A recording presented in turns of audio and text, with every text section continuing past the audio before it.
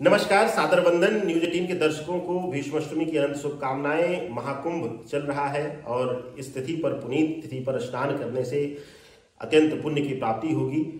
भीष्माष्टमी माघ शुक्ल पक्ष की अष्टमी तिथि को मनाया जाता है।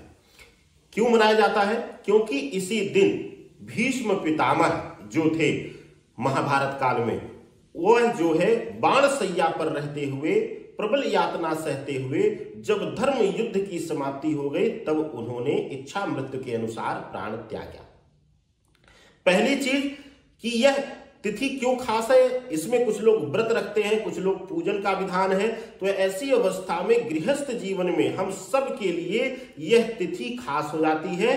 अगर हम अपने गृहस्थ जीवन में अपनी जिम्मेदारियों को लेकर, प्रतिबद्धता को लेकर के एक जो है वह विशेष रूप से अपनी जिम्मेदारियों, अपने कर्तव्य के निर्वाहन को लेकर के अगर कोई प्रण करना चाहते हैं और उस प्रण की सफलता के लिए अगर हम प्रार्थना करते हैं, तो आज भीष्माष्टमी जो है विशेष रूप से अत्यंत महत्वपूर्ण है। और एक चीज और आपको बताऊं, भीष्म अष्टमी की एक और यहां पर विशेषता आती है, क्योंकि भगवान के विशेष रूप से गणों के रूप थे ये। पिछले जन्म में भीष्म जो थे वह वसु थे, यानी कि भगवान विष्णु के गणों में से एक थे। तो ऐसी अवस्था में अष्टमी तिथि अपने आप में जन्म कुंडली के अष्टम भाव को दर्शाती है और अष्टमी तिथि को खास करके आकस्मिक दुर्घटना या मृत्यु इत्यादि के लिए जाना जाता है। अष्टमी, भीष्माष्टमी, अगर आप इसका पूर्ण रूप से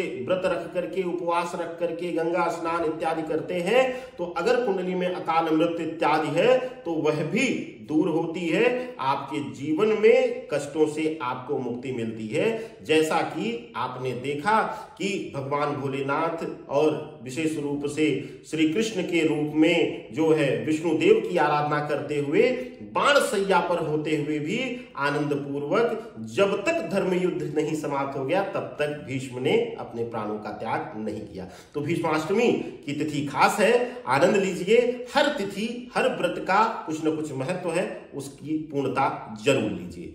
नमस्कार, धन्यवाद।